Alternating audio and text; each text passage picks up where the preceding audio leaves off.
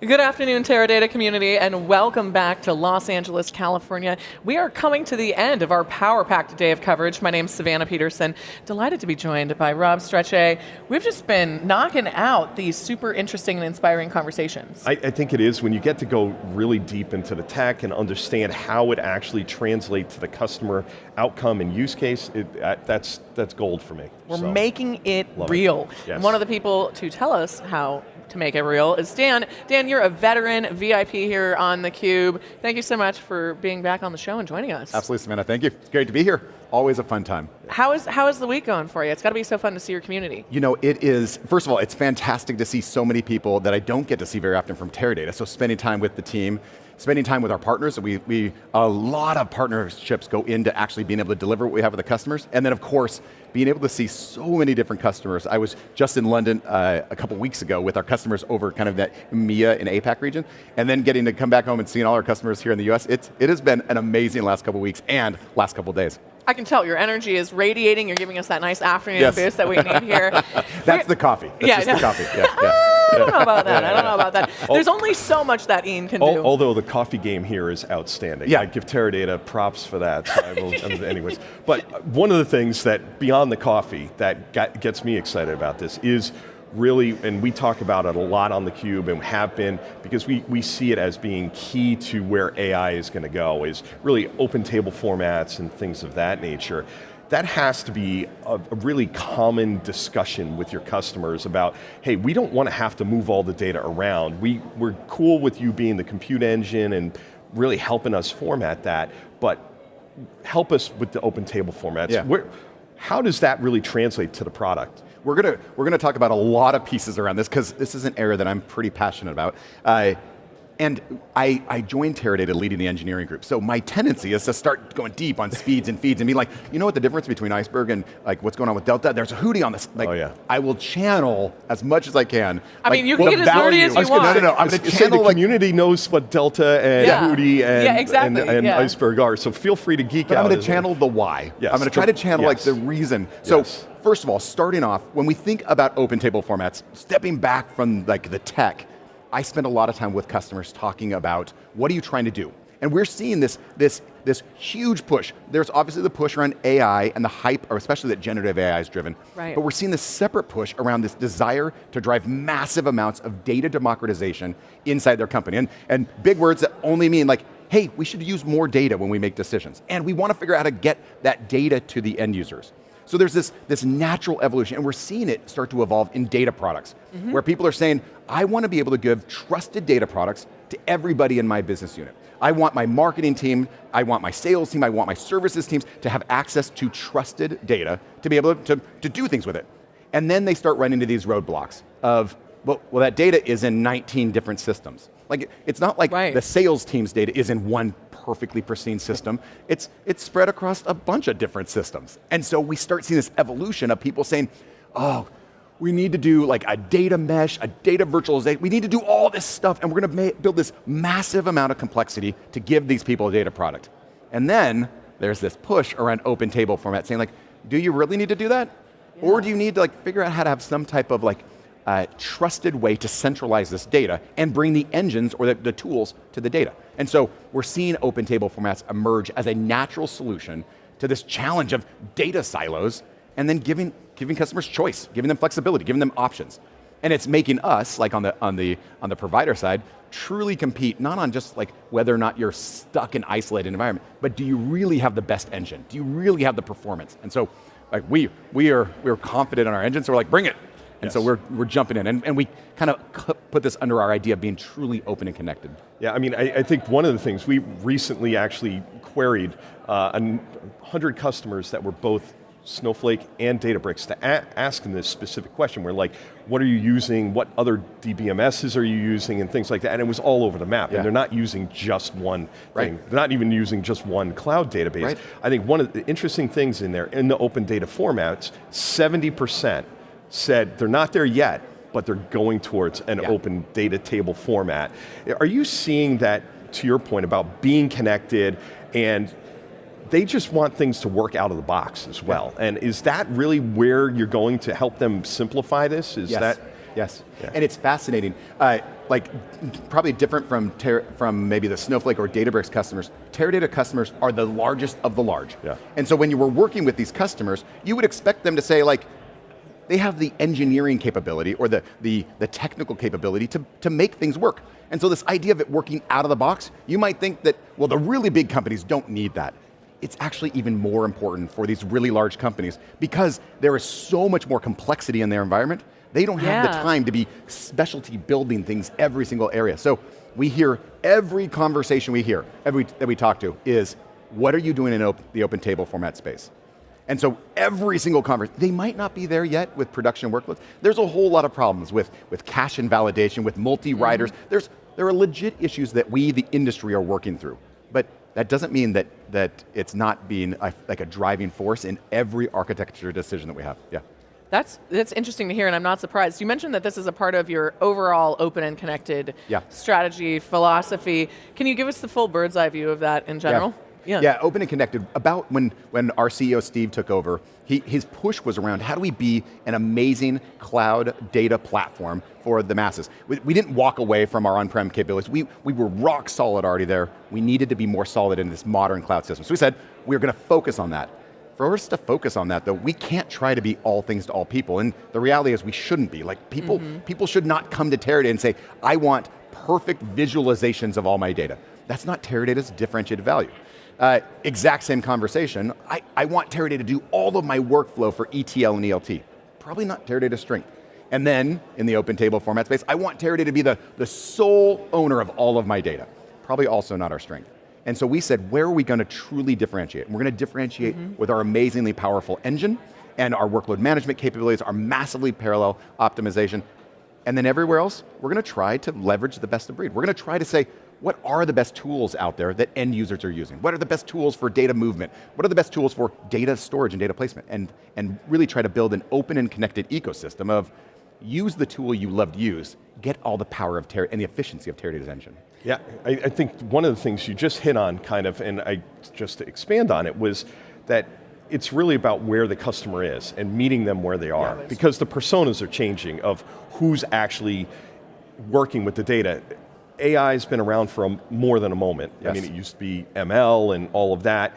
How do you really see when you're designing these features and these products and the platform to really meet those different personas and meet the customer where they are at? Yeah, I think your point around the personas, you just have to look around the Teradata conference here and see the difference in personas than maybe you would have seen at a Teradata conference a decade ago, right? The data warehouse people, the people who are focused on the underlying data tools, on data movement, on data protection, those team members are still here. But you are seeing many, many customers who are thinking about giving data products out to customers. They're customers who are internal to their business. And then you're seeing absolutely those AI or machine learning focused data scientists, citizen data scientists, data engineers that are focused on AI and ML workloads. You're seeing them and they're saying, hey, I need access to not just the pristine, gold, trusted data that's in Teradata, I also need access to all of this data. If you're a financial institution and you want access to the raw ATM data, you're someone in the healthcare space and you want access to the raw population health data. You're someone in the transportation space and you want access to the raw data coming off like FAA. There's so much additional data that doesn't need to be in the official corporate data warehouse, but a data scientist wants access to. And so for Teradata, we're so excited about being able to unlock that data and say, that really trusted gold data, you want to build an AI solution that you are confident in? Absolutely, we've got that data. You want to do a lot of experimentation though and think about what else you could do, and you want access to all this other data that's spread out throughout your environment in open table formats or other open file formats, we got you too. And so being able, to your point, I think that the point you're making around personas, that persona is shifting and we are making sure that we are there to meet that persona where they are. With the tools, also with the data.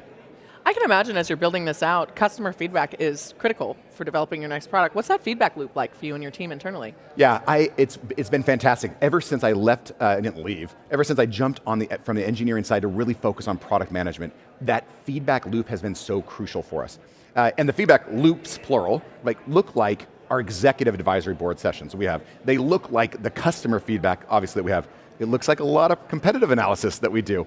It looks like feedback from industry analysts and the other people out there. And then finally, it is those people who are excited about some type of future that lock arms with us when we co-develop new things, where we actually take all that feedback and then we actually start really putting kind of the rubber to the road and build something together. It's pretty phenomenal. So to that extent, rubber meeting the road, and I think that we've been talking a lot about this because it came up in the keynote, and how of getting value out of it and solving real world business critical, or business ROI, generating things with AI. So what are you seeing from your customers and the use cases that they're leaning into, and how is Teradata really enabling that?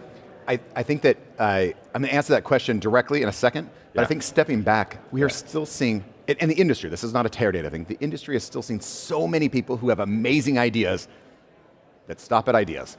And so the idea for us of saying, W's, the point for us is, how do you take that idea and do something with it? And so Teradata is spending a ton of time to say, how do we help with data prep? How do we make sure you've got data that you can trust when you start building? How do we help with model creation and multiple model creation and learn how, and then how do we help you move from generally what is one persona, tied to your point earlier, to a different persona who takes that thing into production, the developer who builds an application around that model. And then once it's in production, we know that you can't just let it go. It needs to continually be refreshed. You might have feature drift, you might have model change. So being able to manage that in an model ops kind of way, we need to make sure that we, and this is the royal we, open and connected, the industry is giving almost like that beautiful workflow, and Teradata has to make that seamless to be able to truly get from ideation to production. We're seeing customers who are doing this already. Steve talked about some of the work we did. I'm also a giant Formula One fan. Steve talked about some of the work we did and things that people might not have thought about Teradata with unstructured video data, and then being able to dynamically pull that in and then give information for strategy decisions in real time. We have another thing that we're launching with another partner who's here, Edge Consulting, around a complaint analyzer, where you're taking in massive amounts of data from very disparate sources, some of them structured, most of them not, and then being able to then go back in real time and give prompt, and possibly even in natural language, prompt advice to a call center representative, to a sales representative, et cetera, or to someone making like larger strategy decisions to say, this is what the feedback is about your product, in both a summarized way, but also in an explainable, human explainable way, to help make decisions, either real time, next best offer, next best action decisions, or of course, larger strategy, where should we invest and put more investment? So whether it's something as awesome as Formula One or something as critical as complaint analysis, lots of use cases. We're seeing generative AI already be delivered against open table formats, right?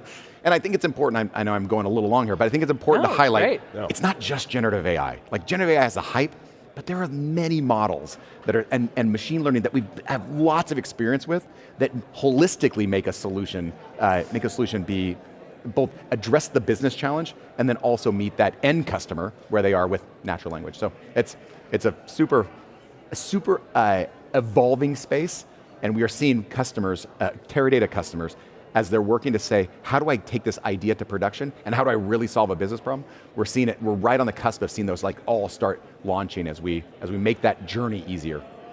If we could solve all the complaints at the speed of a race car, I think we would all be very happy. Yes. We've been enjoying the... Although if you listen to the commentary, I think the various F1 drivers still have all their complaints. I don't know. Yeah. I don't know if we can solve all of their complaints. Well, I do like hearing their thought process about that. But like you said, I think having that real-time data and it's a real edge type of use case where it's basically inference and being able to do that at scale very quickly. And it would seem that your target customers are not just doing things in these massive things, they have to bring it to that edge. And that has to be another kind of, I guess you could say little quirk to how you have to figure things out and when you're building out the product. Yes, absolutely true. And being able to think about edge, we don't have the amount of computing on the edge. Mm-hmm. So being able to think about intelligent decisioning on the edge, right? Pull back the decision, pull back the insights that need to be pulled back, but you do need to make some for real-time action.